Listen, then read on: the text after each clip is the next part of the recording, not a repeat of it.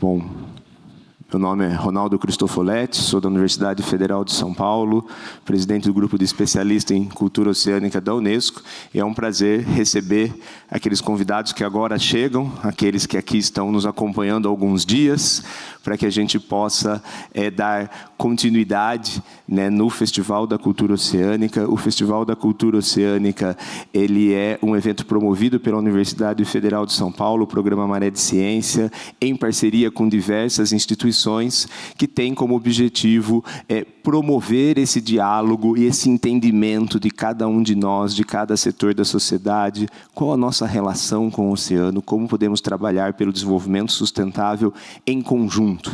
E aí, claro, deixando aqui o registro e o agradecimento ao Porto de Santos, vinculado ao Ministério de Portos e Aeroportos, nosso patrocinador oficial, e aos parceiros, né, nessa longa jornada do festival, a Prefeitura de Santos, a Associação Comercial de Santos, a Unesco do Brasil, o Ministério de Ciência, Tecnologia e Inovação, a Fundação Grupo Boticário, o Sebrae São Paulo, o Via Green Institute, o Instituto Brasileiro de IBI e o IBI Social, o Oceano.org, plataforma de comunicação, o Programa Escola Azul Brasil, a Aliança Brasileira pela Cultura Oceânica, a Fundação de Apoio à Unifesp, o SESC, nosso grande parceiro, onde iniciamos essa jornada no sábado e domingo aqui em Santos, e o apoio também do CNPq e da FAPESP.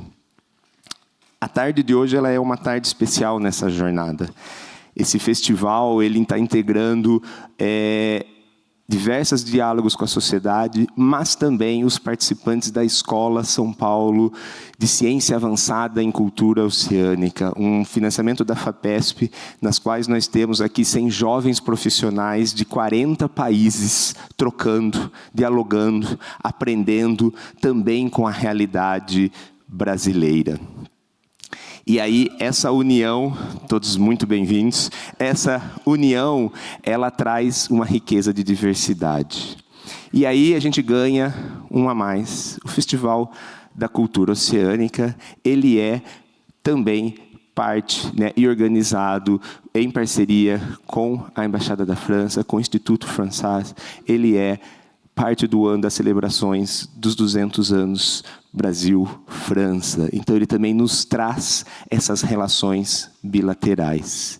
E se ao longo dos últimos dias temos discutido questões de educação, comunicação, economia azul, planejamento espacial marinho, sistemas de conhecimento que dialogam, essa tarde de hoje, a qual eu agradeço a todos os convidados e palestrantes que vão estar aqui, ela nos traz mais um avanço em entender a governança, os avanços, os desafios de lidar com a relação cidades e portos, mas também da mudança do clima, da COP30 como nosso eixo central, né, desse ano, que traz muito desses diálogos, ouvindo a importância da ciência e educação.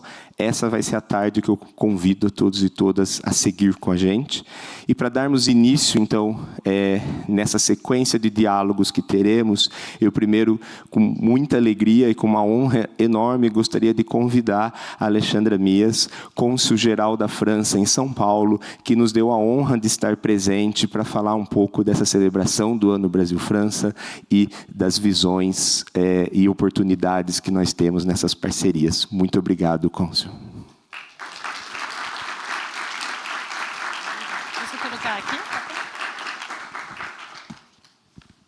Obrigada pelo convite e parabéns pelo Festival de Cultura Oceânica, que acontece num momento muito importante para os nossos dois países, como você destacou, é a celebração dos 2 séculos de relações diplomáticas, e dentro dessas celebrações, os 2 presidentes Macron e Lula lançaram uma temporada cruzada entre a França e o Brasil. E na semana passada tivemos a honra de lançar a temporada francesa no Brasil, com uns 300 eventos que vão acontecer no país todo, né? Debates, conferências, exposições, concertos, muitas coisas acontecendo.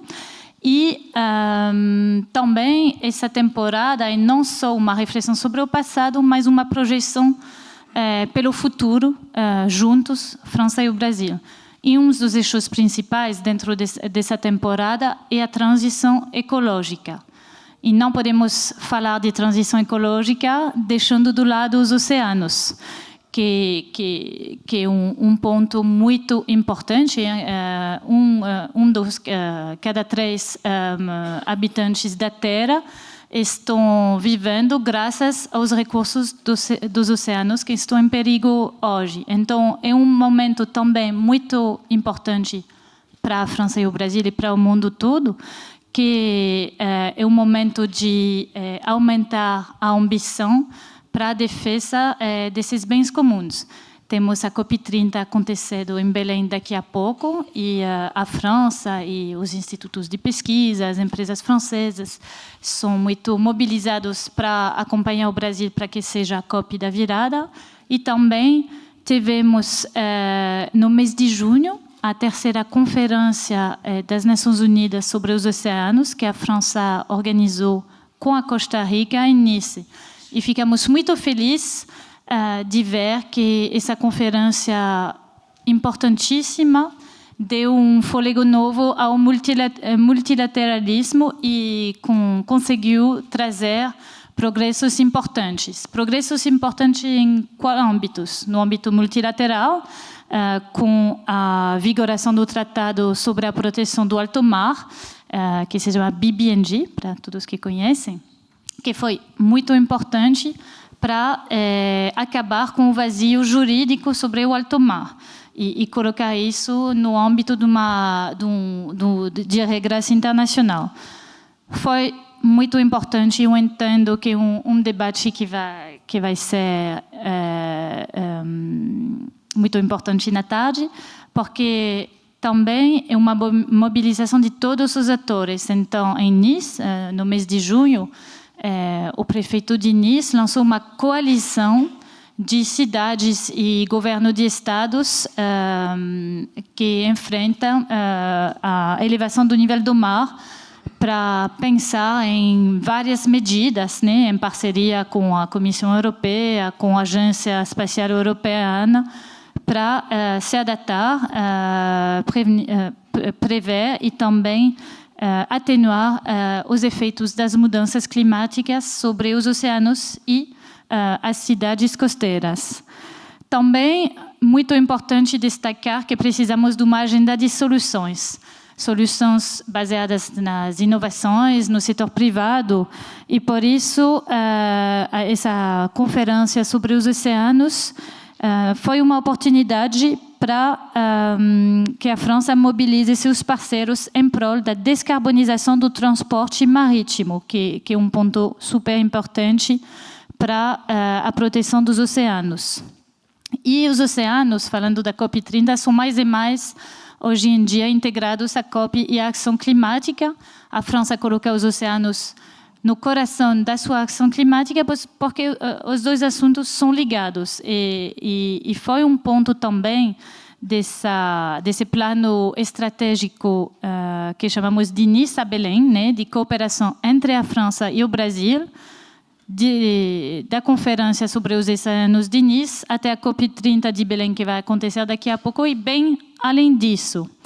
Um desafio essencial também são os financiamentos, né, que são uma questão chave, e por isso queria destacar que a Agência Francesa de Desenvolvimento está contribuindo, já investiu 4 bilhões de euros desde 2020 para a proteção dos ecossistemas marinhos, seja com projetos no Pacífico, né? Tem um projeto super importante que se chama Kiwa, que visa a reforçar a resiliência dos ecossistemas.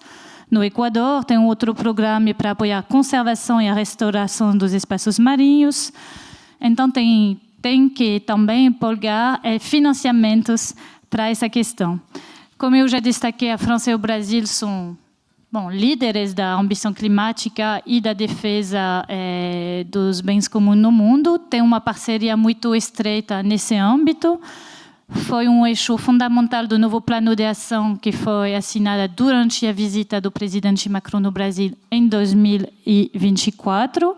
E durante a visita do presidente Lula na França, no mês de junho também, foi assinado um acordo sobre a descarbonização, um corredor verde para a descarbonização do setor marítimo, em parceria com os portos e os atores marítimos do setor privado também, focando também na inovação, hidrogênio verde e outras inovações disruptivas para facilitar esse objetivo ambicioso.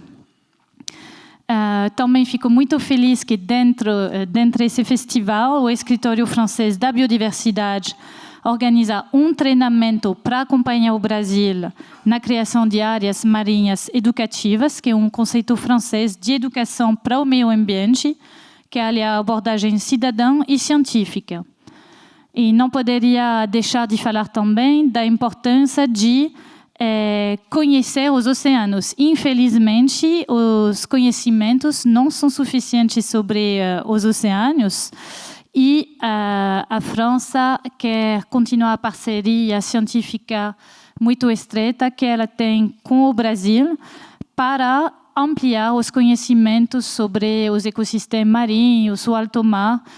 Temos aqui 2 centros de pesquisa, um em São Paulo, dentro da USP, que é o Centro Nacional de Pesquisa Científica francês, que tem vários programas sobre o mar, um sobre, por exemplo, a eutrofização do litoral do Rio de Janeiro, e também um instituto baseado em Brasília, que se chama Instituto para Pesquisa e Desenvolvimento, que tem projetos, até projeto regional, sobre o Atlântico Sul e Antártica para prever as relações clima-oceano. Enfim, queria destacar de novo que a parceria entre a França e o Brasil, dentro desse ano muito especial, mas bem além disso, quer ter esse papel de ampliação de nossos esforços climáticos em prol da preservação dos oceanos, de mostrar o caminho para os outros, e por isso foi também um ano muito importante entre essa conferência sobre os oceanos em Nice e a COP30, e bem além disso, e queremos continuar essa partilha com todos vocês. Precisa do setor privado, precisa de pesquisadores, da sociedade civil, das autoridades locais também, para ampliar essa dinâmica e esse movimento. E acho que o objetivo desses debates da tarde e do festival, mais uma vez eu agradeço para essa iniciativa importantíssima no contexto mundial, né? E para os resultados que ela vai trazer já com essas áreas marinhas de educação e muitas outras, eu acredito. Agradeço a todo mundo.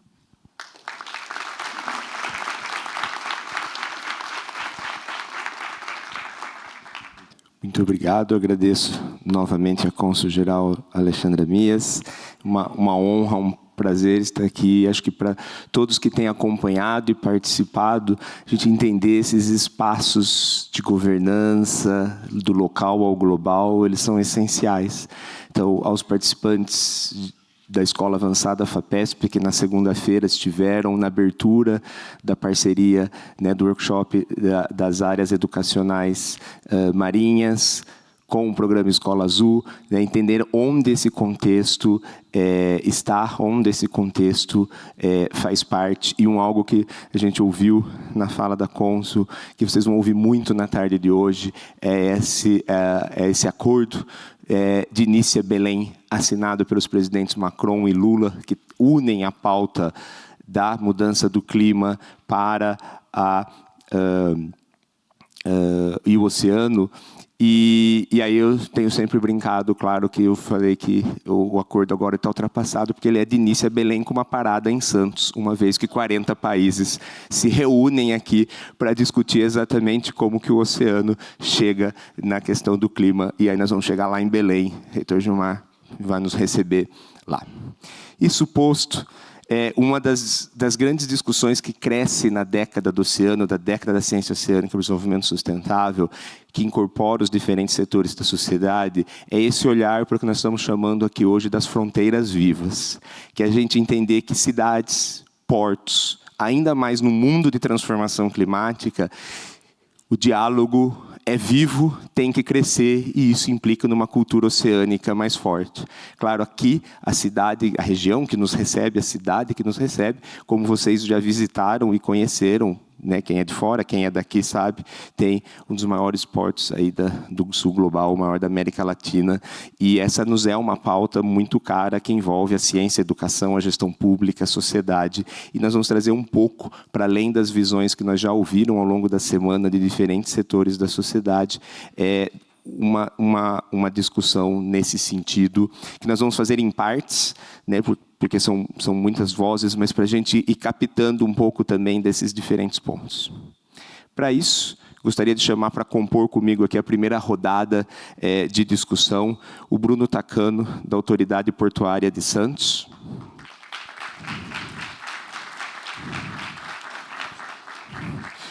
O Bruno Stupello, do diretor operacional da Santos Brasil. Obrigado, Bruno. O capitão de mar e guerra, Marcos André de Souza e Silva, capitão dos portos de São Paulo.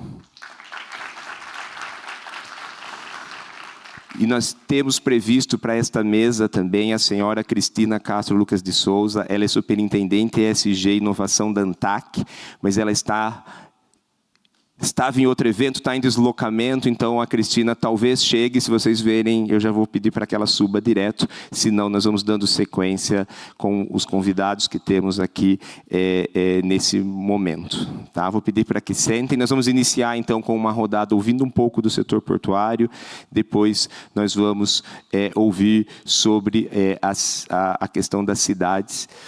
Né? E aí nesse primeiro momento, eu queria convidar, né, cada um de vocês, eu vou começar por você, Bruno, na Autoridade Portuária de Santos. Então, até para explicar exatamente para todo mundo aí o papel, a função da Autoridade Portuária, né, como órgão dentro da estrutura para a gestão do porto, mas que você abordasse um pouquinho quais são os principais desafios e oportunidades do setor portuário na questão da mudança do clima, onde as pautas ESG entram nisso, e a questão, como que é da visão da Autoridade Portuária, o diálogo com a cidade.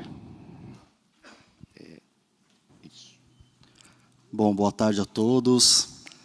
Sou Bruno Takano, gerente de sustentabilidade no Porto, Autoridade Portuária de Santos. Primeiro, queria agradecer, Ronaldo, pela indicação aí do Porto de Santos.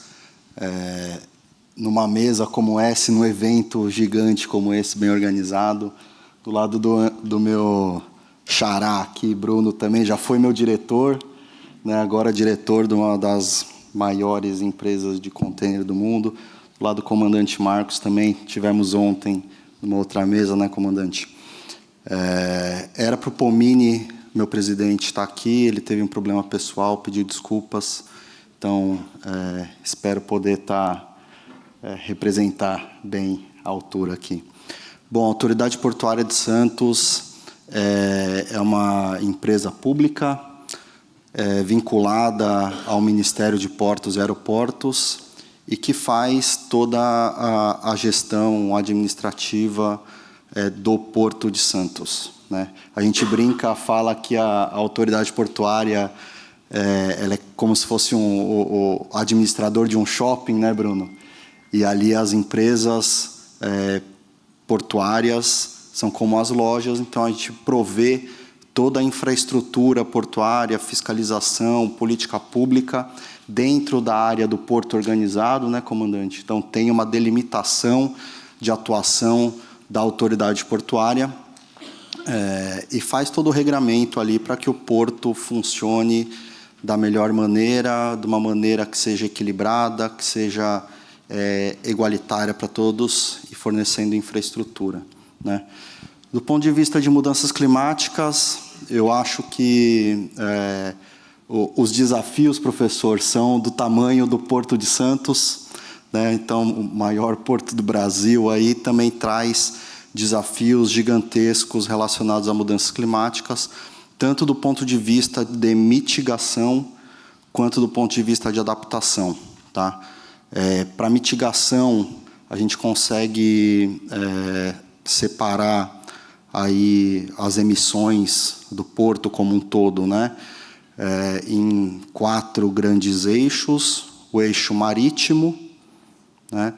O eixo de terminais portuários, o eixo de modais terrestres, e a própria autoridade portuária emite carbono também, né? Então, do ponto de vista de mitigação, temos diversos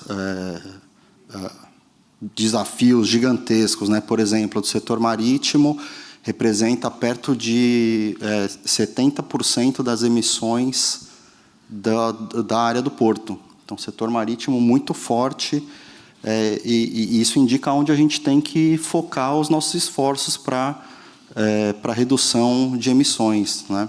Segundo, perto de 20% de emissão na área do porto são os terminais portuários, depois modais e autoridade portuária, né? Da autoridade portuária,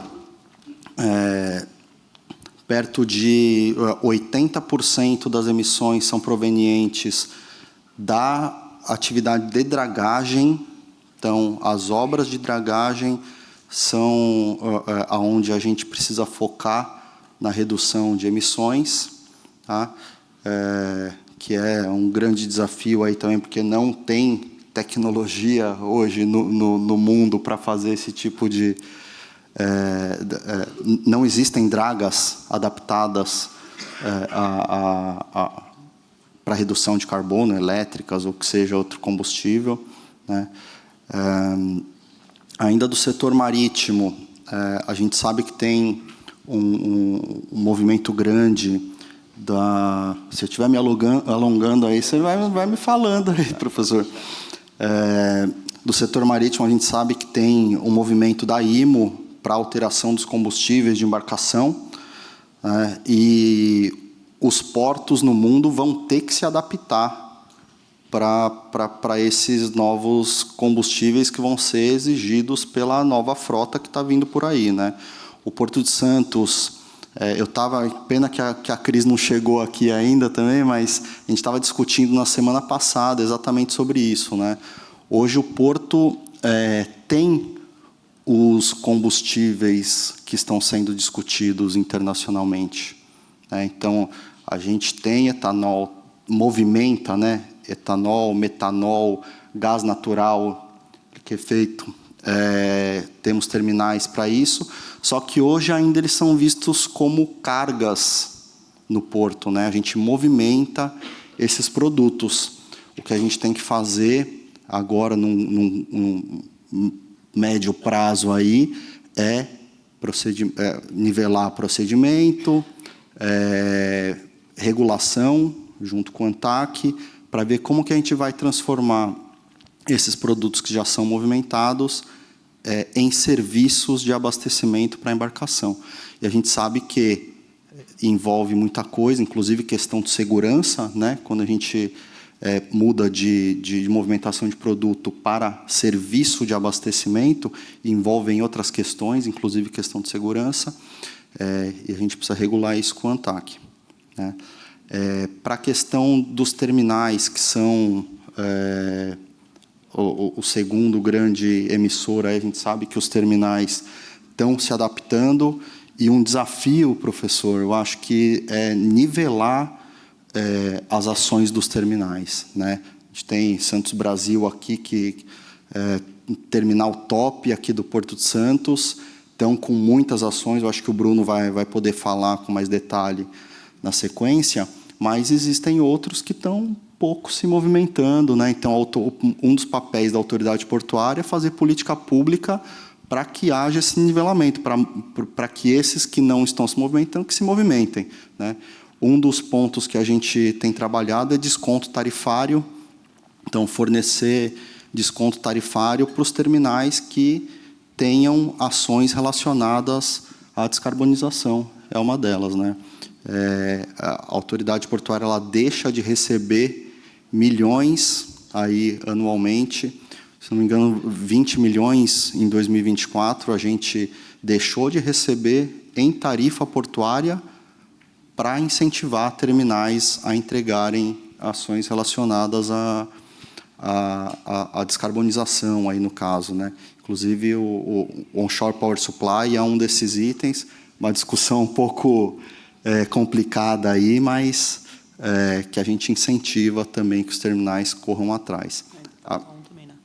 Da tabela 1 também, né, para os navios, isso que eu estava falando é tabela 3 para os terminais, mas tabela 1 também para os navios, a gente fornece um desconto tarifário aí, tem um ranqueamento dos navios que entram aqui no porto, de acordo com a sua sustentabilidade, vamos falar assim, e os navios mais verdes recebem também desconto tarifário.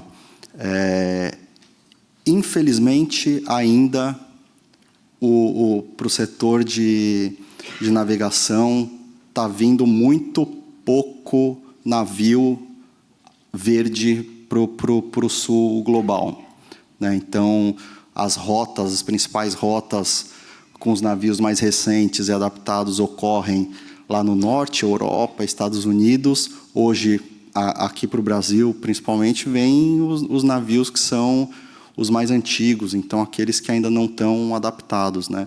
E principalmente para o Porto de Santos, que tem uma movimentação forte de granel, o setor graneleiro, ele ainda necessita de uma adaptação mais forte do setor marítimo.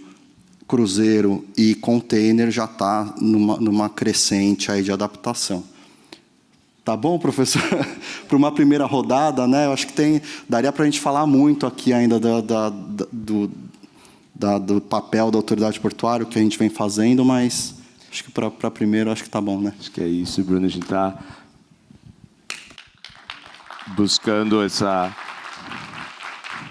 Obrigado das contribuições. A gente está buscando aí ouvir muitos setores, então por isso que a gente está sendo mais... Vou fazer o papel do chato, mas aí eu vou de Bruno para Bruno, para a gente poder... Agradeço o Bruno Stupello por estar aqui, representando a Santos Brasil, e aí agora olhar, né, do ponto de vista das empresas portuárias, ou no caso da Santos Brasil, experiência, ESG e dessa lógica do setor pela sustentabilidade.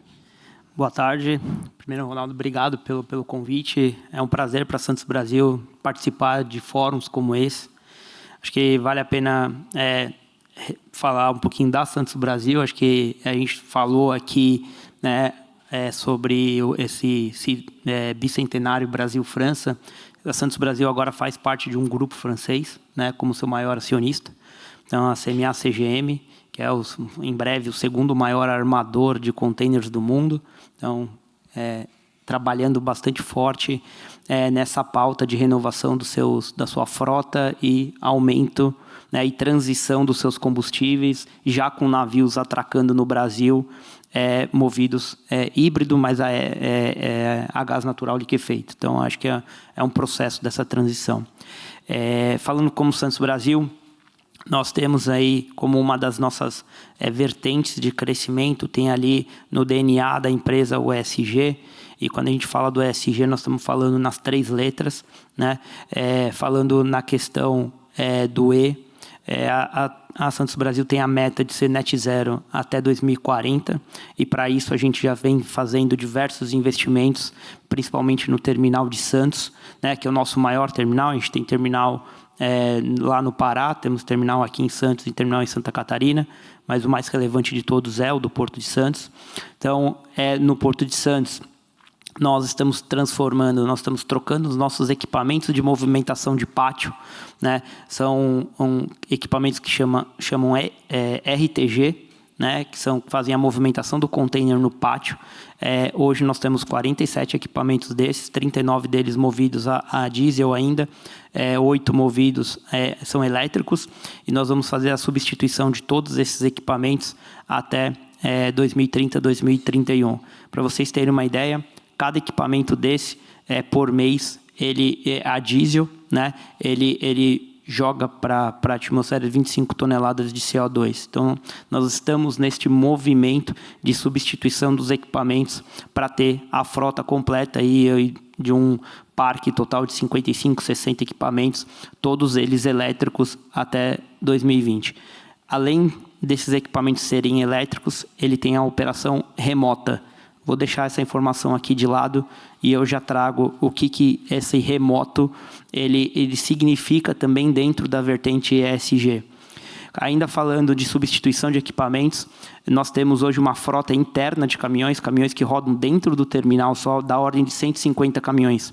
Nós começamos a fazer a substituição desses caminhões por caminhões a gás natural. Isso a gente tem uma redução ali de perto de 30% a 40% da emissão de cada caminhão no dia a dia da operação, e esses caminhões novos eles são movidos a gás natural.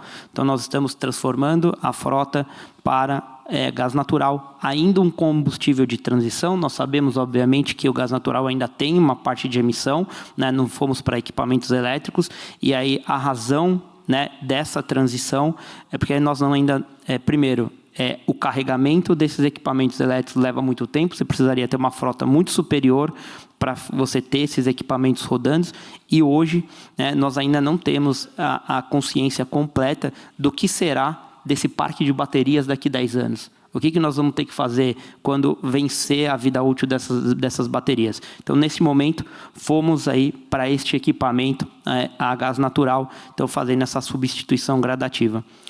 Como um outro ponto, nós temos um armazém no nosso terminal, 9.000 metros quadrados, nós estamos fazendo a instalação de painel solar em cima desse armazém.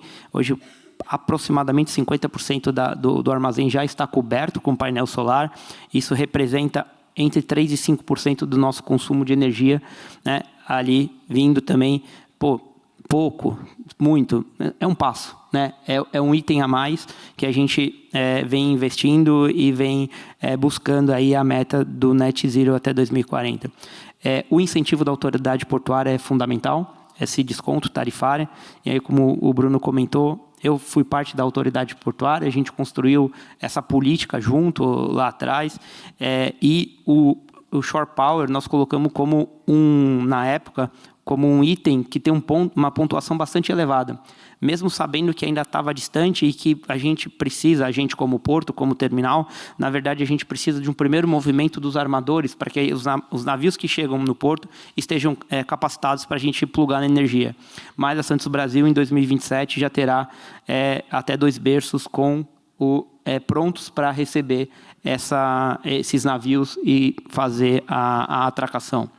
Isso falando só da questão do E. Quando a gente vai para o S, a questão dos equipamentos remotos, a gente começa uma transformação na empresa, começa uma transformação do terminal, de trazer aqueles operadores que operam hoje, que estão em cima dos equipamentos, operando ali a 100 degraus de altura, tendo que subir e descer quando precisa ir ao banheiro ou precisa entrar e fazer a troca de turno. A gente tira esses equipamentos esses operadores que estavam operando nesses equipamentos e traz eles para operar dentro do escritório.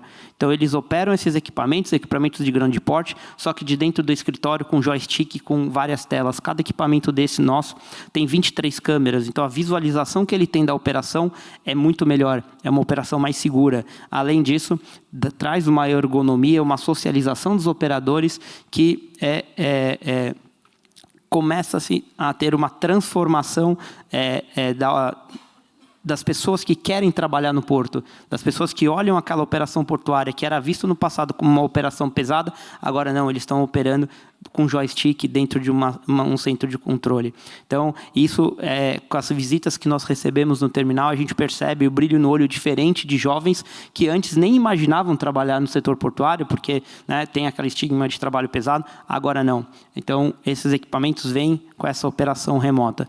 E a Santos Brasil também tem a preocupação do desenvolvimento sustentável do seu entorno. Então, diversas ações sociais, junto com as comunidades que vivem no entorno do Porto de Santos, que vivem no entorno do nosso terminal, fazendo ali o incentivo, o investimento, o desenvolvimento do esporte, desenvolvimento de atividades que fomentem nas mães daquela região uma forma de ganhar dinheiro, de sustentar a sua família.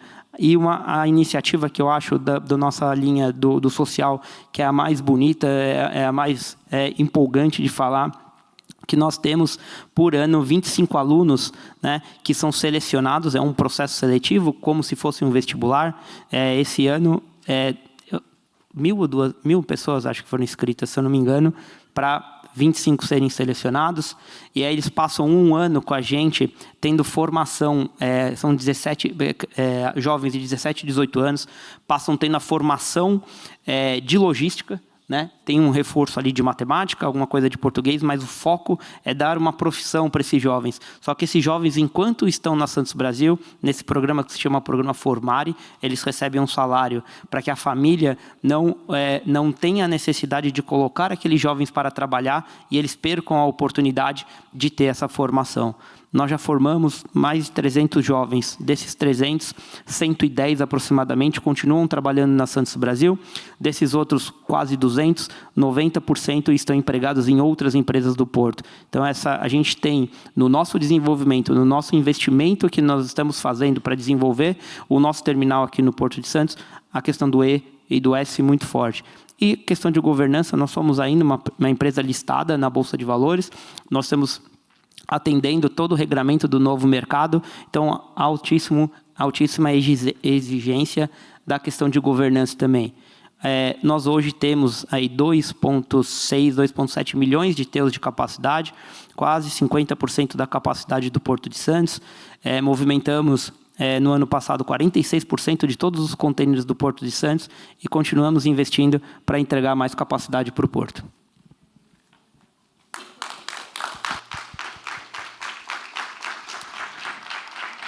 Bruno, muito obrigado, né, em nome do Santos Brasil, por trazer essa visão nessa primeira rodada e para a gente fechar ela, né, do ponto de vista da autoridade portuária, da empresa que está lá dentro, mas também agradeço ao capitão de Mar e Guerra, Marcos André Souza e Silva, que é o capitão dos portos, que tem, então, aí como também responsabilidade, né, representa a autoridade marítima na região, trazer a visão desta experiência, dessa responsabilidade como autoridade marítima.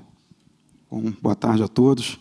Eu gostaria de agradecer ao professor Cristofoletti, na figura do professor Cristofoletti, a oportunidade de estar aqui presente e poder falar um pouco da visão da Marinha sobre esse assunto que está tão em pauta. Cumprimentar aqui os colegas aqui, sempre presentes também, Bruno Takano e Bruno Stupelo. Estamos sempre juntos aí nas conversas sobre o desenvolvimento do Porto. E acho que primeiro é interessante colocar que a Marinha se apresenta para a sociedade, professor, de duas formas.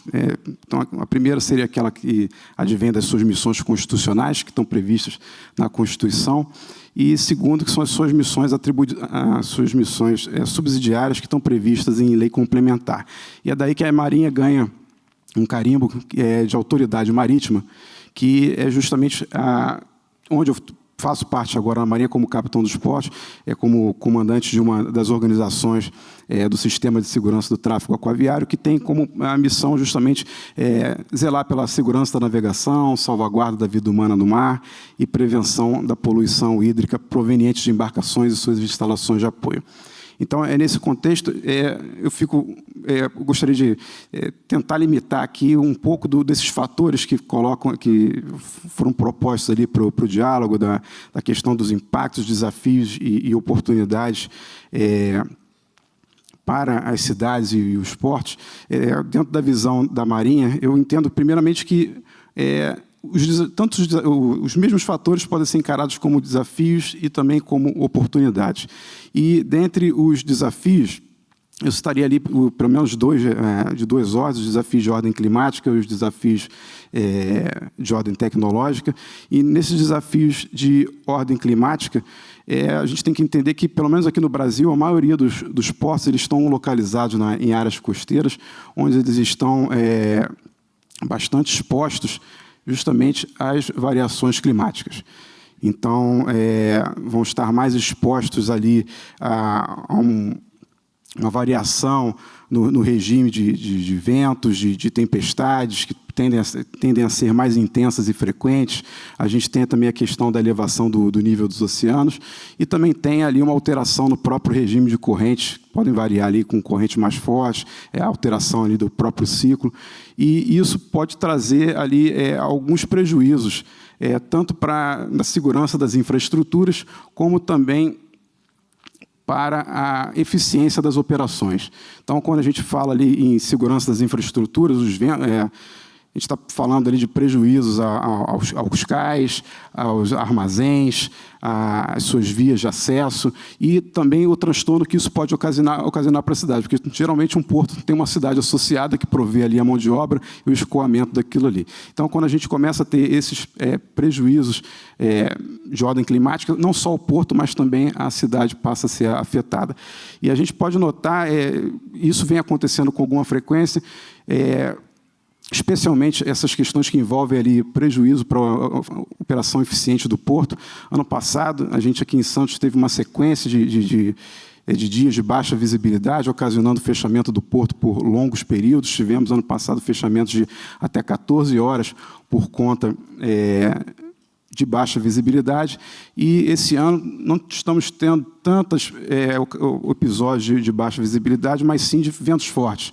Já tivemos agora no final de semana passado, a gente teve ventos de 40 nós, que resultaram ali no fechamento do porto. Há pouco mais de um mês, nós também tivemos uma sequência de ventos fortes associadas ali a uma passagem de um ciclone, que mesmo após a passagem ali do ciclone, elevou ali o nível das ondas, e nós ficamos 16 horas com o porto fechado. E essa determinação de fechar ou não o porto, ela cabe lá ao capitão dos portos, com base nos parâmetros que são estabelecidos. E esses fechamentos, eles certamente promovem ali um prejuízo não só para os terminais, como também para os armadores e para aqueles que estão diretamente ligados à operação do porto, que deixam, então, de trabalhar.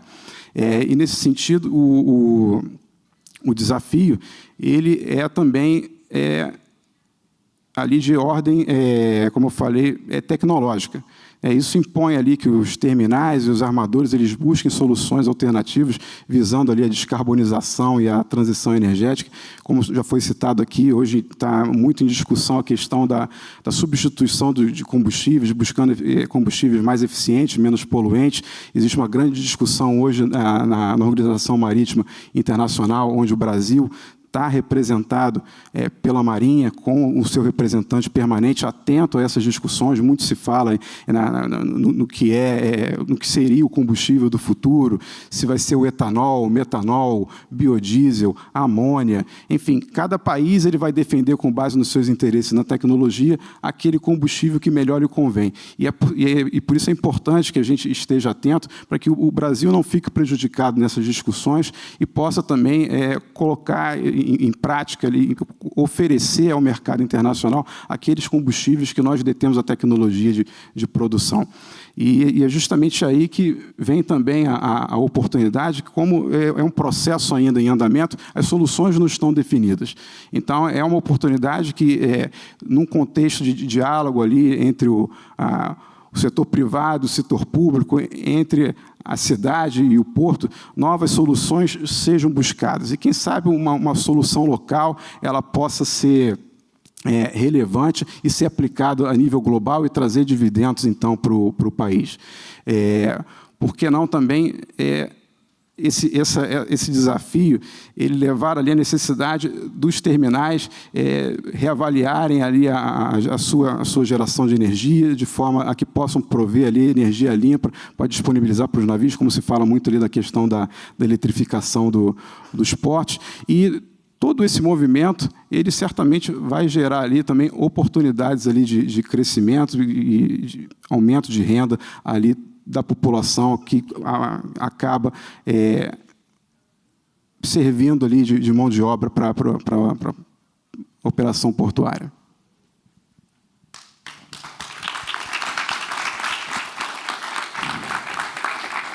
Obrigado. Se eu puder contribuir só.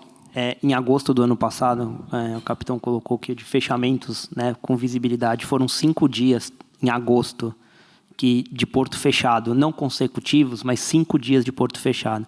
Só no terminal da Santos Brasil, são 15 navios que deixaram de ser atendidos, porque eles são postergados, mas por essa questão da baixa visibilidade que vem acontecendo. E assim, o ano passado foi o ano que mais teve fechamento de barra por questão de neblina. Esse ano está um pouquinho mais, está melhor, mas essas questões climáticas que vêm se alterando e mexendo na logística como um todo.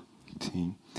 E é importante a gente pensar em algo que uma das nossas participantes, a Stacy, que é de uma ilha de São Vicente, no Caribe, nos trouxe no final de semana, eu acho que foi você, né, Stacy? Que a gente fez a visita com a autoridade portuária e, ao final, a Stacy perguntou qual o tamanho do Porto de Santos.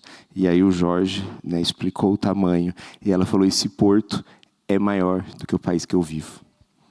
Né? Então, já estamos falando nessa nossa região de uma realidade que é muito, muito, muito ampla.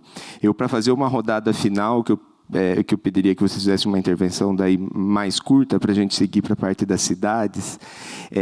A gente tem pelo Mentimeter aberto, né, para as pessoas mandarem perguntas. Eu peguei aqui das 4 mais votadas, elas se agrupam em 2 tópicos, então eu vou pedir que daí brevemente possam abordar. Né, as 2 mais votadas, elas abordam um pouco de a gente pensar dentro da questão do porto, expansão portuária, econômica. A gente sabe que existe o conflito com as áreas de manguezais. Né? Então, assim, quais são estratégias e visões para pensar esse conflito? E a segunda, que eu acho que vocês até já... A pergunta veio antes, vocês até já abordaram bastante, né? As outras 2 que eu vou mesclar em uma, elas trazem muito quais são as principais barreiras para a descarbonização, sejam dos portos, dos navios, e o que já está sendo feito alinhado com as iniciativas da IMO. Então, se puderem, brevemente. Bruno Tacano? Começa comigo. Vamos lá, expansão portuária. Hoje... o Porto discute com o Ministério, o ANTAC, a nova poligonal, né, Bruno? Para a expansão portuária, e a gente sabe que muitas das áreas de expansão são áreas de greenfield, sim. Ocorre que a gente precisa pensar junto também. Não, aí eu estou falando de uma discussão em nível nacional com o Ministério, o ANTAC, né? Paralelamente a isso, está sendo discutido o zoneamento ecológico, econômico, costeiro, junto com o Estado, o GERCO, né? Que existem sobreposições de uso aí também. Município, né, Glaucus, também tem o seu zoneamento e uso do solo também.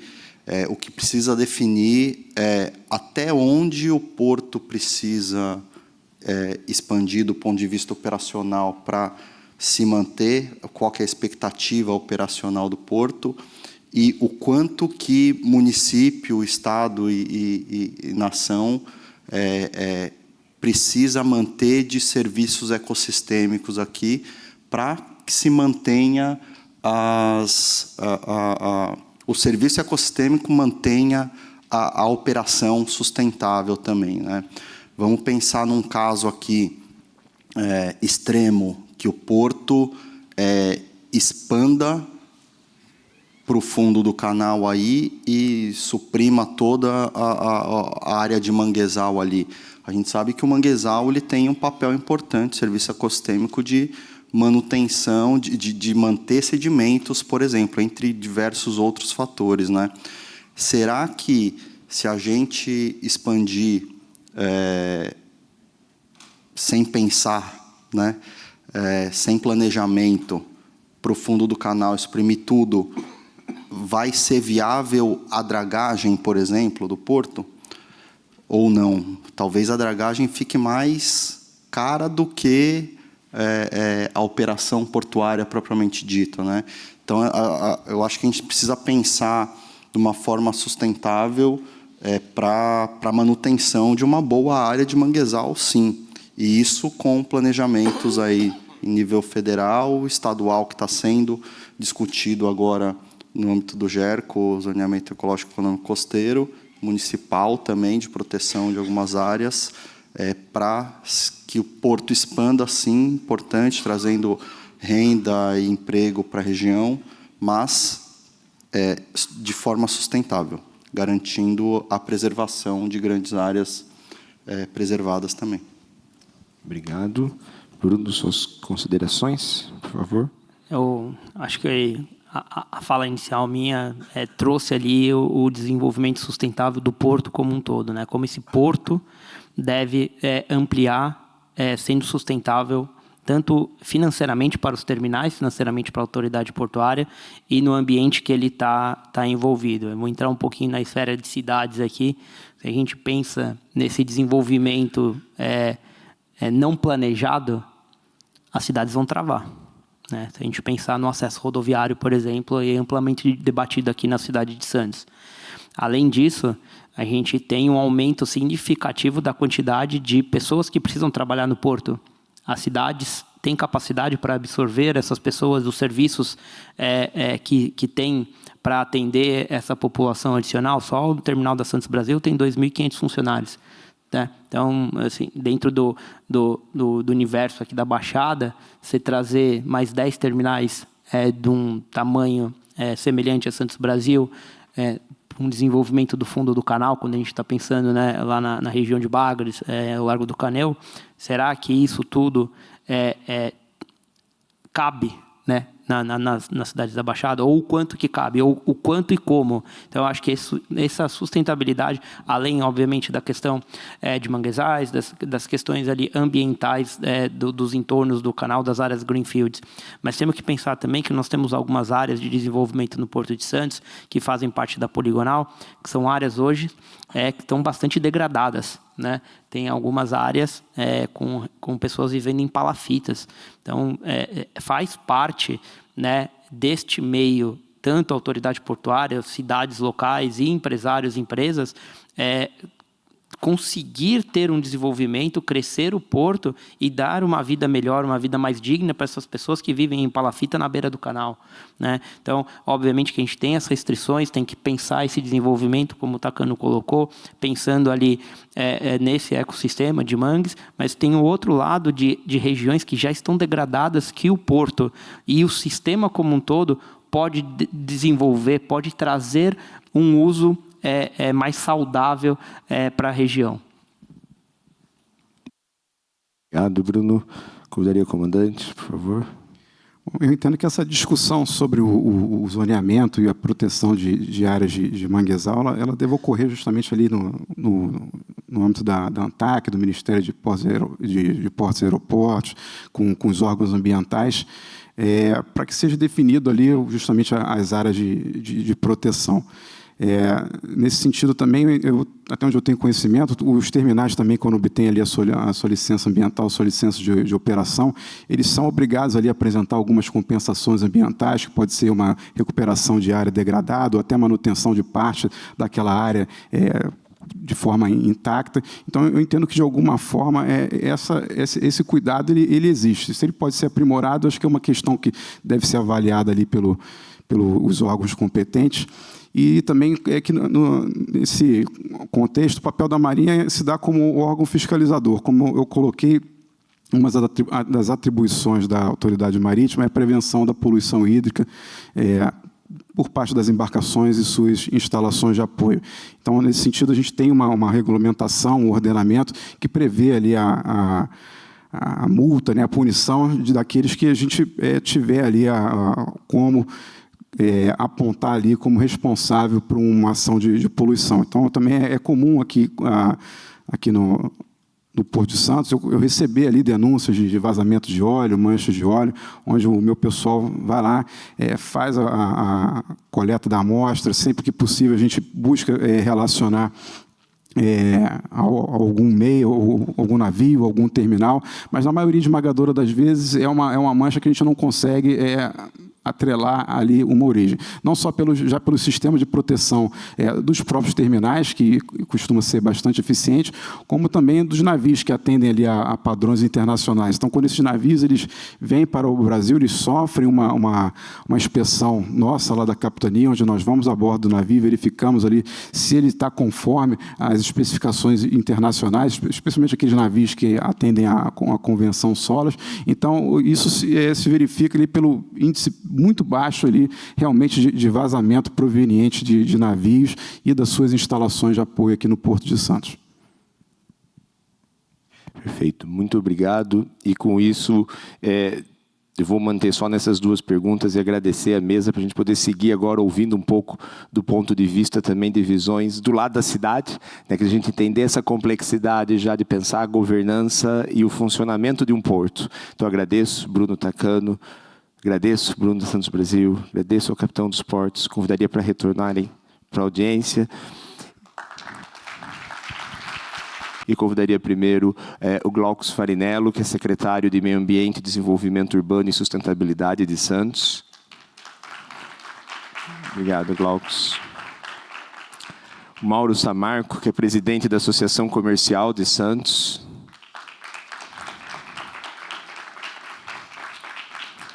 A Eliane Samarco, que é presidente do IBI Social.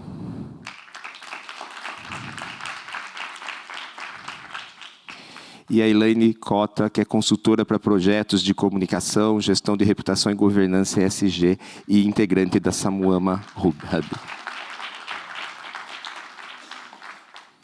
Primeiro, eu agradeceria. Queria também lembrar de pedir aos palestrantes para a gente falar numa velocidade por conta da tradução simultânea, porque senão, às vezes, a tradução simultânea para garantir ali a qualidade para os nossos participantes. E acho que agora, né, tendo ouvido um pouco da questão dos portos, a ideia agora seria ouvir do lado da gestão pública, da cadeia produtiva privada, social, da governança, assim, como vocês veem essa relação portos, cidades, né, os desafios, as oportunidades e o que tem sido feito para que a gente possa trabalhar como uma comunidade única. Glaucus, por favor, secretário. Boa tarde a todos. Em nome do prefeito Rogério, infelizmente não pôde estar aqui, agradecer, parabenizar e cumprimentar. Acho que quem está aqui hoje compartilha uma visão da necessidade de cuidar dos oceanos. Então, parabéns a todos, os apoiadores, organizadores. E começar aqui com a reflexão, né? Acho que foi colocado aqui no painel anterior, da busca desse equilíbrio, né, de uma cidade, de um porto sustentável. Santos preserva 3/4 do seu território, né? Temos uma área continental com grande porção de Mata Atlântica, Serra do Mar, mangues, mas existe essa pressão, né, Bruno, né, da expansão portuária, e essa busca desse equilíbrio ele é muito importante. Então, quando a gente fala aqui em fronteiras vivas, né, se a gente pegar todo o nosso limite de água da cidade territorial com a relação com a água, a gente vai separar em 4 frentes. Os mangues, o que é porto, o que é orla e o que é palafita, né, como foi colocado aqui pelo Bruno Stupella. Então, todo acesso à água ele é muito valioso, mas quando a gente fala em transformação climática, a gente tem que pensar também em justiça climática. Né, nós temos hoje, inclusive, está acontecendo nesse momento mais um incêndio de grandes proporções nas palafitas da Vila Gilda. Estamos aqui apurando, estou acompanhando via WhatsApp. Né, e essa é uma reflexão que a gente tem como sociedade. Né, uma cidade que abriga, a região abriga o porto, o maior porto do Hemisfério Sul, ainda tem grandes desafios urbanísticos, de saneamento, sociais. Então, a justiça climática ela tem que estar caminhando junto com essa discussão dessa transformação, dessa adaptação que é necessário ter. Então, é olhar para essa linha d'água, entender e reconhecer a importância de se preservar, aí entre o mangue e o equilíbrio, até onde o porto vai. Reconhecer também que as áreas urbanizadas, né, como eu falei, são 4 partes, uma delas é a praia, é a nossa orla, que também sofre com os efeitos das mudanças climáticas. Tivemos agora aqui eventos extremos, ressacas, com danos à nossa infraestrutura urbana, prejuízos nos calçamentos, no jardim da praia. O porto que sofre, naturalmente, também com os eventos climáticos. E as palafitas. Né? Então, como que a gente consegue trazer tudo isso para essa discussão? Como é que a gente consegue, de fato, ter uma governança, que a gente consiga, de fato, ter uma ação integrada, global, olhando para todos esses atores e que a gente, de fato, consiga falar, né, a futuro, temos, de fato, uma cidade sustentável, uma cidade que inclui, uma cidade justa, com saneamento básico, com desenvolvimento pleno. Então, acho que esse é o grande desafio hoje do mundo. Acho que as cidades precisam olhar para essa justiça, para as mudanças climáticas. Não tem cidade pronta. Essa é uma cidade que o prefeito Rogério sempre fala, né? Não existe cidade pronta no mundo para receber um evento extremo como a gente tem visto o mundo afora. São incêndios na Europa, nos Estados Unidos, furacões. Então, cada vez mais a gente vê esses eventos extremos acontecendo e nenhuma cidade vai estar pronta para, de fato, receber esses eventos. E Santos também não está. Só que a gente tem que estar pronto para enfrentar os desafios, né? Então, Santos tem que ser uma cidade adaptável, resiliente, mas que também tem esse olhar dessa justiça climática. Então, acho que essa é a reflexão inicial que eu faço, professor, e mais uma vez aí parabenizo pelo evento e a gente está à disposição. Muito obrigado, secretário. E aí eu convidaria o Mauro, que, né, como presidente da Associação Comercial de Santos, também trabalha essa cadeia da economia azul para o lado de cá, né, as parcerias, as relações com o porto, fora do porto, mas uma visão que traz esse olhar da cidade, né, e dos negócios e do comércio também, né? Como você vê essa relação? Boa tarde, prazer, é uma satisfação estar aqui representando a Associação Comercial de Santos, nesse importante debate, né? Agradecer ao professor Cristofoletti pelo convite. Primeiro, contextualizando, né, para vocês entenderem o que é o papel da Associação Comercial.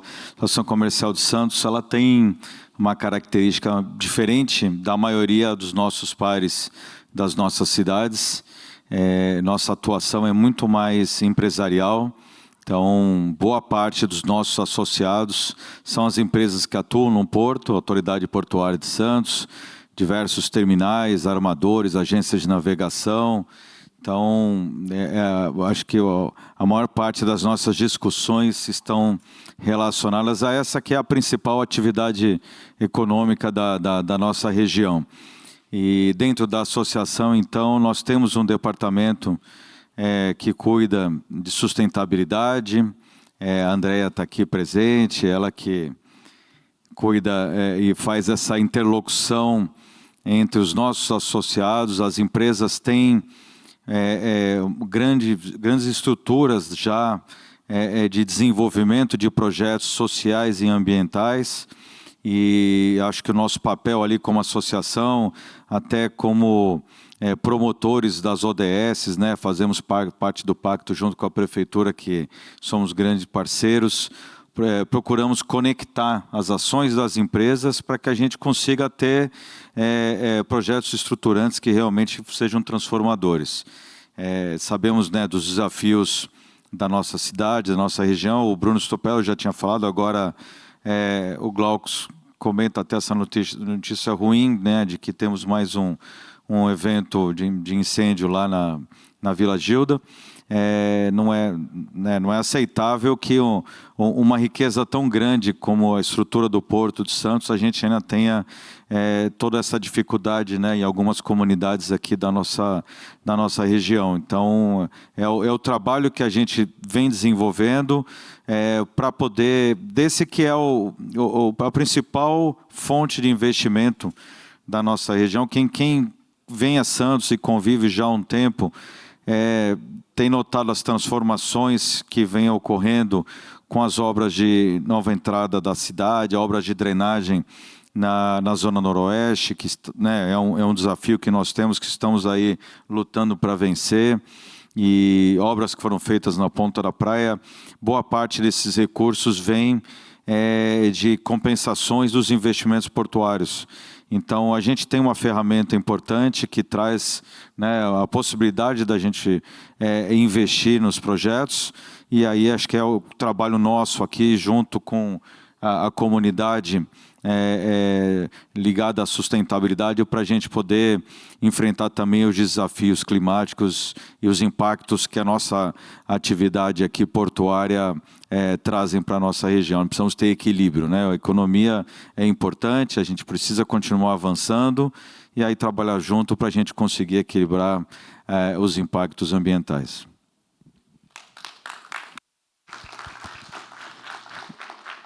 Obrigado, Mauro. Acho que isso, né, sua fala traz muito dessa questão da conexão, né? O público, o privado, e é conectar. E esse conectar, ele passa pelo social também, né? Então, eu queria ouvir da Eliane Samarco, né, presidente e diretora do IBI Social, por favor, para trazer também um pouco da visão das ações e possibilidades em relação cidades-portos. Boa tarde a todos. Bom, o IBI é o Instituto Brasileiro de Infraestrutura. Foi criado o social há 2 meses. Ele está ligado a uma frente parlamentar de portos e aeroportos. E é até importante que é uma ferramenta que os mantenedores, que são dos setores aquaviários e aeroviários, têm para serem representados, né, na Câmara dos Deputados com todos esses temas que nós estamos falando. A gente tem comitês de ESG, comitê de comunicação, então é importante, leva a isso a grandes discussões. A nossa madrinha é a Lu Alckmin, que trouxe para nós o projeto das padarias artesanais, onde a gente está levando a comunidades carentes. A gente já vai fazer um polo de treinamento em Santos, no mercado municipal, junto com a Secretaria de Desenvolvimento. Fomos procurados ontem pela Marinha para a gente estar junto com um projeto que eles têm em comunidades de pescadores, para estar capacitando as mulheres dos pescadores. Vamos começar pelo Amapá. Então, assim, é um universo enorme que a gente tem, né, de capacitação em situações vulneráveis, transformando vidas.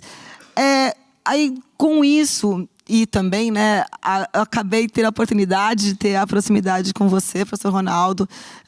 Eu trabalho também com a área portuária e confesso que eu tenho paixão pela minha área e sou daqui de Santos. E a gente tem um mar de oportunidades e um mar de preocupações, né? E estamos juntos nessa... Eu estou aprendendo muito sobre a cultura oceânica, a importância dela, junto principalmente às escolas. Eu acho que tem que estar lá no berçário essa matéria. E a gente firmou agora, há uma semana, através do Comitê de Comunicação, a preocupação que a gente tem com o porto nas escolas. Eu acho que quem mora aqui ou mora em regiões portuárias não imagina o que tudo aquilo movimenta. Tanto na área ambiental, que é o nosso propósito hoje, mas também na área educacional, na área de futuro.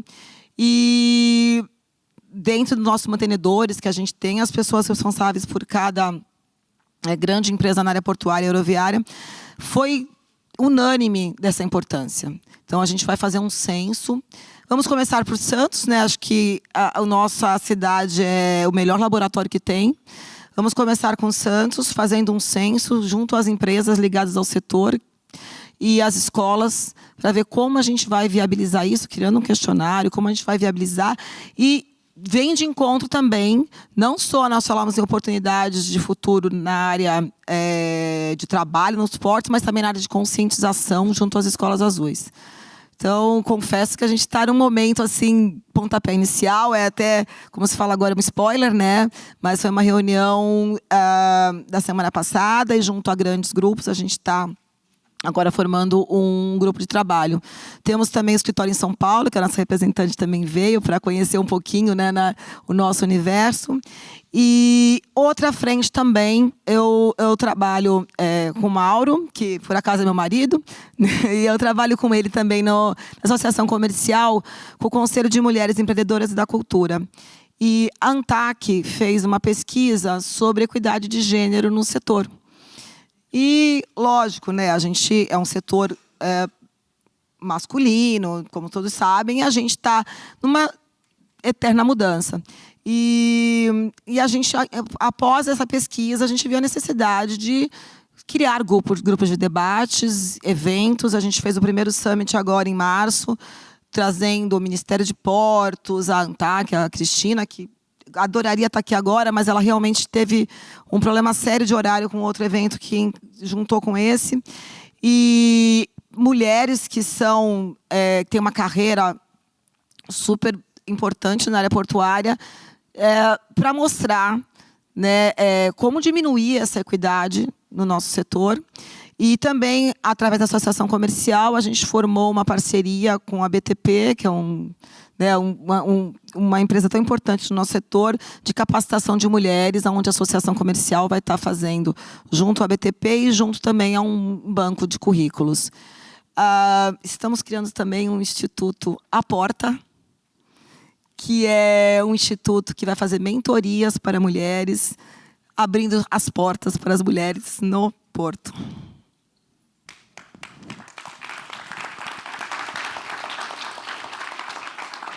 Obrigado, Eliane. Obrigado, Eliane. Acho que isso realmente é o caminho que vai se somando muito com a cultura oceânica, né? E várias das discussões vindo aqui essa semana, e que é um dos objetivos, inclusive, de ter esse festival. Como é que a gente aproxima essas discussões dos setores da sociedade, empresariais, institutos que já estejam também atuando nisso e buscar sinergias. E com isso, fecharia essa rodada querendo ouvir da Elaine Cota, né, com sua experiência, né, nessa questão de governança, ESG, de comunicação, de gestão, que você pudesse trazer um pouco essa importância na relação cidades-portos. Obrigada, professor. Obrigada pelo convite. Boa tarde a todos. Eu ouvi um pedacinho do final do debate que teve ali de jornalismo, né, quando eu cheguei. Ouvi os colegas falando aqui um pouco mais cedo. Eu acho que eu consigo, talvez, o que eu possa contribuir é numa conexão de tudo que foi dito um pouco aqui. Porque existe uma visão do ESG como o E, uma coisa, o social, outra coisa, a governança, outra coisa. E no final, e a gente teve um momento aí recente de polarização com relação a esse tema, de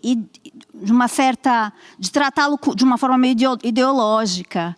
E o ESG, na verdade, ele é um tema 100% econômico.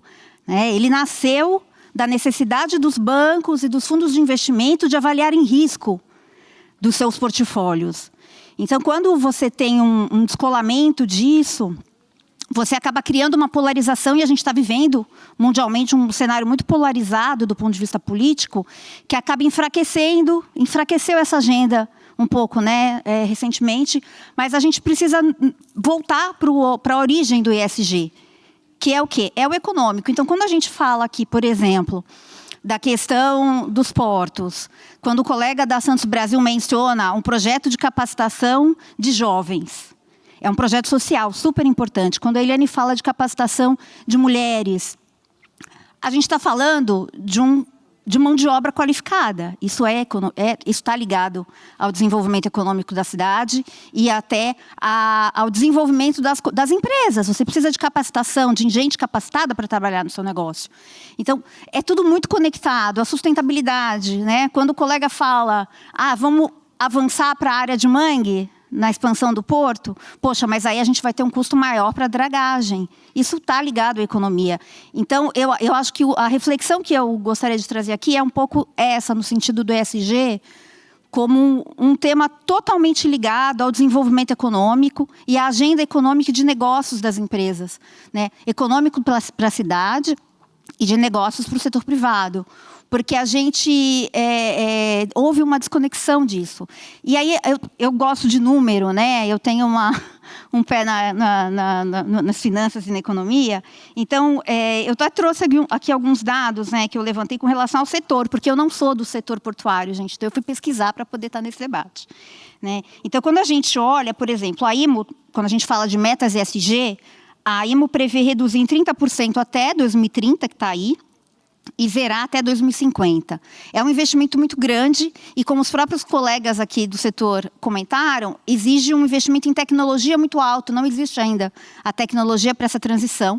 E há uma necessidade de um olhar muito cuidadoso para isso, de como é que a gente vai desenvolver essa tecnologia de uma forma eficiente, do ponto de vista financeiro e do ponto de vista de contribuição com o meio ambiente. Porque o planeta é um só, a gente não vai ter outro planeta para viver, a gente precisa cuidar desse planeta, a gente precisa cuidar das pessoas, como o secretário comentou.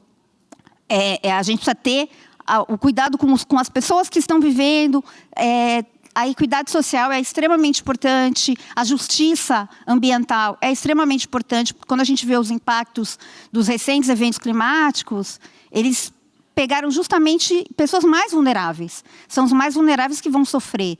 E tanto governos quanto empresas têm uma responsabilidade muito grande de minimizar esse impacto, por uma questão de sustentabilidade das nações, sustentabilidade da vida, sustentabilidade do nosso dia a dia. Eu não sei se vocês conhecem, o World Economic Forum, que acontece todo ano em Davos, faz uma pesquisa que é um mapa do risco global, né? Ele ouve autoridades do mundo inteiro. Então, quando você olha no curto prazo, as principais preocupações apontadas ali no World Economic Forum são a desinformação, as guerras e a polarização política. No olhar de longo prazo, para daqui a 10 anos, as 6 principais preocupações estão ligadas a questões ambientais e de ESG, que vão desde mudanças climáticas, escassez de recurso natural. Então, é um tema, de fato, que a gente precisa olhar de uma forma mais estratégica, do ponto de vista de negócio e do ponto de vista de política pública. Não sei se acho que essa é a contribuição que eu queria trazer aqui, e a gente pode, enfim, discutir um pouco sobre isso.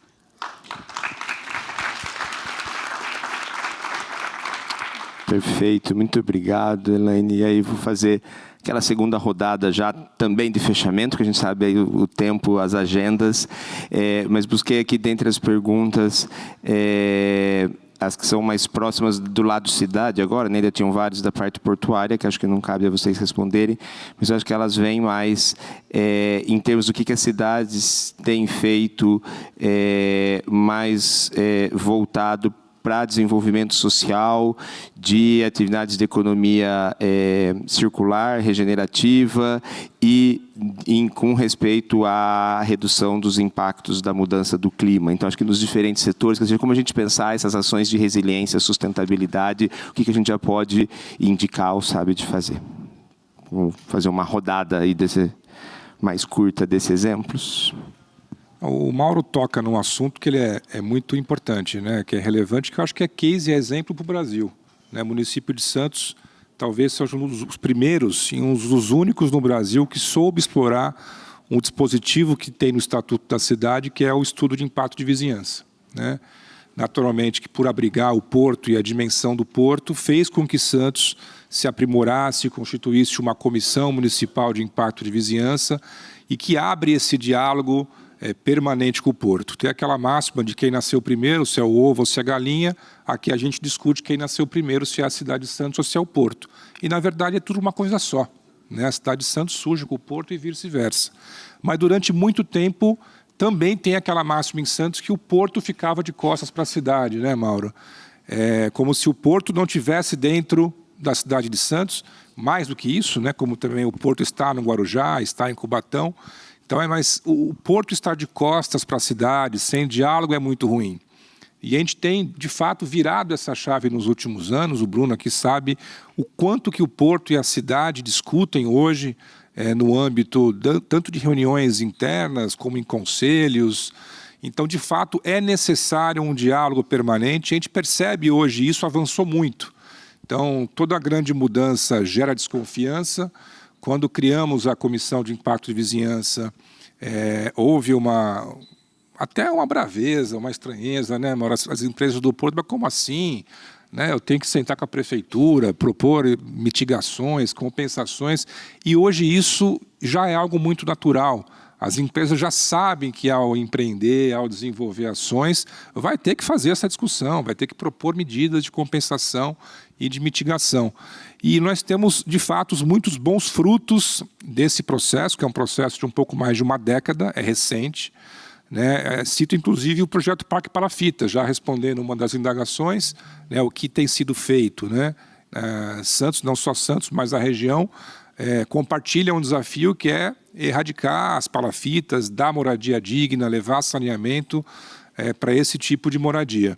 E Santos surge com um projeto que ele é inovador, que é o Parque Palafitas, inclusive Santos Brasil, dentro do processo do estudo de impacto de vizinhança, financia, apoia os projetos de engenharia e arquitetura da primeira etapa, que está em vias de conclusão lá no dique da Vila Gilda. Então, essa boa relação que a gente tem que ter com o porto, de diálogo, de portas abertas, de fato compartilhar os problemas. Então, o Santos tem, de fato, essa medida que ela é inovadora. Vários municípios nos procuram para conhecer a forma que a gente lidou com a legislação, criou a comissão, como é que a gente faz toda essa análise. Se eu não estiver enganado, a gente já superou aí nesses pouco mais de 10 anos 700 milhões de reais de medidas de compensação para a cidade de Santos, sejam elas em educação, em saúde, no meio ambiente, em habitação. Então, isso é muito expressivo, isso é muito relevante, tem que ser replicado. O município de Santos investe muito na questão do social, da inclusão, uma cidade rica, mas que tem que saber dividir e compartilhar, inclusive, os saberes. Então, as vilas criativas, elas são ferramentas muito importantes, premiadas, inclusive, no mundo, porque nós temos alguns bolsões, como qualquer média e grande cidade no Brasil, tem os bolsões de miséria, as áreas mais vulneráveis, e nós temos ações permanentes de capacitação, como as vilas criativas, que fazem os cursos de panificação, de beleza, de carpintaria, e esse é um processo que tem que ser contínuo. O Brasil ele tem uma desigualdade social muito grande, e isso reflete nos municípios, e, na verdade, se acentua muito mais nas cidades médias e grandes.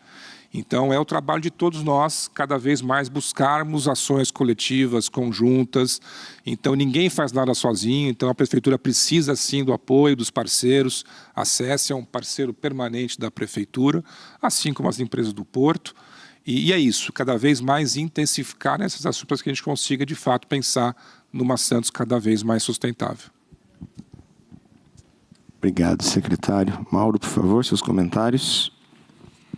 Olha, complementando até o que o Glauco está falando aqui, você vê a oportunidade que a gente tem na nossa região, porque nós temos um ecossistema financeiro que é o Porto de Santos, tudo que ele representa em termos de geração de empregos, geração de renda para a nossa região, quase que 70%, do ISS que se arrecada na cidade de Santos é oriundo das atividades portuárias. Então, toda a capacidade que a cidade tem de reinvestir, de atender os serviços, muito disso é fruto desse equipamento.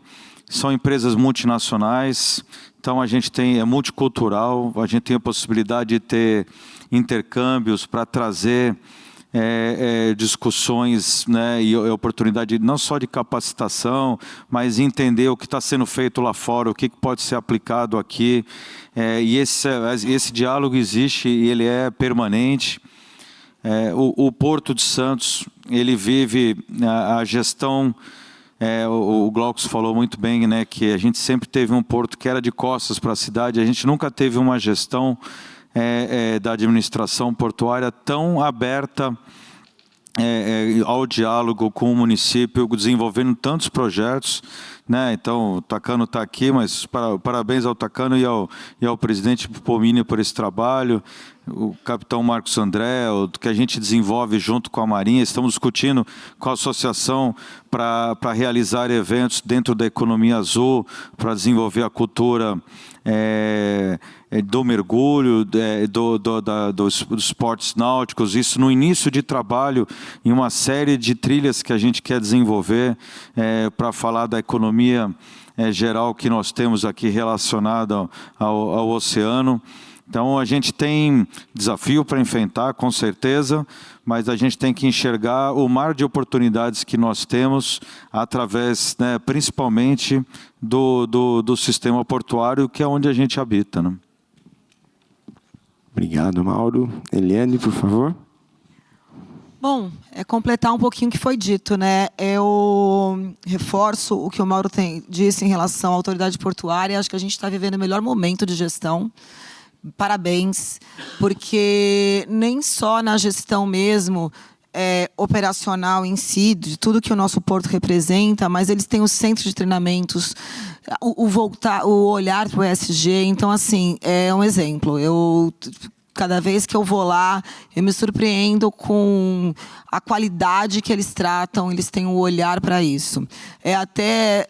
Você me falou sobre as possibilidades de ecoengenharia, né, levar essa parte dos estudos sustentáveis, e eles estão de portas abertas, e assim, eu vejo que a gente tem um momento importante na cidade, não são todos os portos que têm isso, que todos os setores se comunicam bem. Né? A gente tem o público-privado junto aos terminais, a Marinha, que eu não posso falar, que a gente sempre teve uma parceria muito importante, né? O nosso trabalho depende diretamente da Marinha. E a Prefeitura de Santos também, com o seu olhar, os seus cuidados e as suas preocupações, né? Quando a gente fala em comunidades vulneráveis, é um universo muito, muito difícil. Né, que tá lá. A gente está lidando com realidades diferentes, então a gente tem que saber como, a gente até usa através da cultura, junto ao SEMEC, que é onde tem abertura para poder passar alguma mensagem, tanto na área social, de cuidados, como na área também de cultura oceânica, porque não é fácil para eles, né? É diferente aonde eles foram criados, ao universo que eles vivem. Então, Santos acho que é o melhor laboratório que tem, como eu falo de novo, e o momento que a gente vive também. Né, das iniciativas dos terminais, de todo o setor, a gente tem um desafio grande, porque quando a gente fala em infraestrutura, a gente esbarra em social, em impacto ambiental, né? A gente vai ter agora o túnel, o aeroporto de novo do outro lado. Enfim, a gente tem gargalos que fazem parte da infraestrutura, do progresso, mas eu acho que Santos está num momento muito importante. Né, de conseguir conciliar e todo mundo está andando junto. Andar juntos, que é sobre isso. Elaine. Eu sou de Santos também, tá, gente? Eu moro em São Paulo hoje, já fui estudar, trabalho lá há 20 anos, mas eu sou daqui. E eu acho que Santos, a questão, por exemplo, como o professor perguntou, de economia circular, né, e reciclagem. Eu lembro de eu adolescente e Santos já ter as campanhas de coleta de lixo na praia e assim, a gente tem eu acho que a cidade como um todo tem já uma consciência ambiental desde sempre. Eu tenho isso desde criança, acho que é uma característica da cidade. Óbvio que a gente sempre tem que melhorar, mas eu que ando bastante por aí, eu acho que Santos está num patamar diferente de outros lugares que a gente vê pelo Brasil afora. Eu acho que a gente tem uma consciência ambiental bastante madura, né? Bastante desenvolvida, quando a gente olha para outras cidades. Quando a gente pensa do ponto de vista de, por exemplo, coleta seletiva de itens recicláveis, o Santos já tem isso há décadas, secretária. Quanto tempo já faz? Eu não sei, né? Bastante tempo, né? E a gente não tem isso ainda em muitos lugares. O Brasil hoje recicla menos de 4% do seu lixo plástico. É um percentual muito baixo para um país do tamanho do nosso. Para vocês terem uma ideia, não sei se vocês acompanharam, ano passado foi aprovada uma lei para proibir a importação de lixo.